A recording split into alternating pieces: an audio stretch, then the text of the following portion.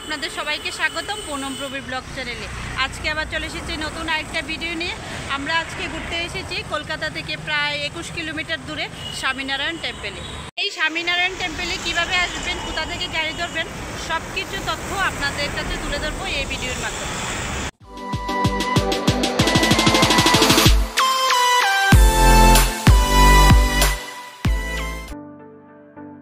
তোমরা যদি মনে করো ট্রেনে করে আসবে, তাহলে নিয়ারেস্ট স্টেশন হলো মাঝেরহাট স্টেশন।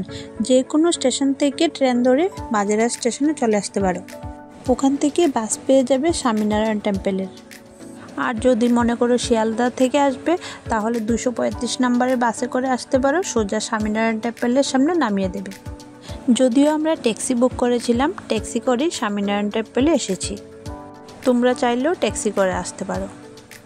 এই হলো স্বামীনারায়ণ টেম্পেলের মেন গেট হয়েই আমরা এখন ভিতরে প্রবেশ করছি।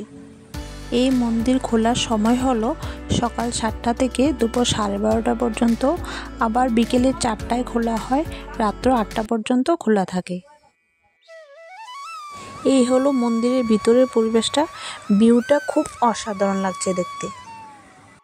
সারা পৃথিবীতে 1150টি এই স্বামীনারায়ণ টেম্পেল রয়েছে। এই যে মন্দিরগুলো কিন্তু স্বামীনারায়ণজির শিষ্যরাই তৈরি করেছেন। খুবই শান্তশিষ্ট নিবিড় একটা পরিবেশ। আমার মনে হয় বিকেলবেলা যদি এই মন্দিরে আসা যায়, তাহলে টাইম স্পেন্ড করার জন্য খুব ভালো একটা জায়গা। এই মন্দিরের ভিতরে কিন্তু ক্যামেরা, মোবাইল ফোন অ্যালাউ নেই। তো মন্দিরের ভিতরটা যদিও তোমাদের দেখাতে পারবো না, বাইরে যতটা সম্ভব তোমাদেরকে দেখানোর চেষ্টা করব। এই মন্দিরে আসলে মনে হয় যেন দক্ষিণ ভারতের কোনো একটা মন্দিরে আছে, এরকম একটা ফিল হয়।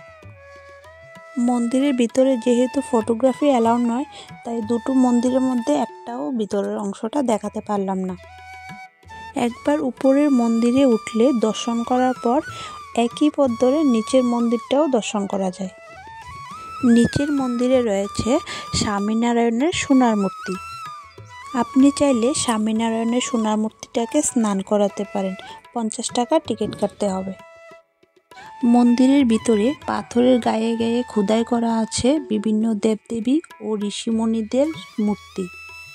রাতের বেলা আলোকসজ্জার জন্য এই মন্দিরের সৌন্দর্য যেন আরও দ্বিগুণ হয়ে যায়। যেহেতু মন্দিরের ভিতরে ফটোগ্রাফি ও ভিডিও করা অ্যালাউ নেই, তাই তোমাদেরকে দেখাতে পারলাম না।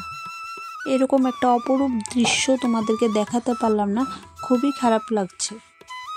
একবার হলেও এই স্বামীনারায়ণ টেম্পেলে আসবে, এসে ভিজিট করে যাবে, কথা দিচ্ছি তোমাদের খুব খুব খুব ভালো লাগবে।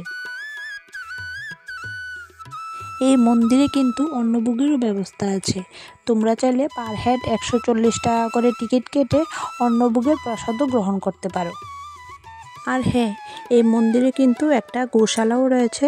যার যার সামর্থ্য অনুযায়ী এই গোশালায় তোমরা কিছু দানও করতে পারো।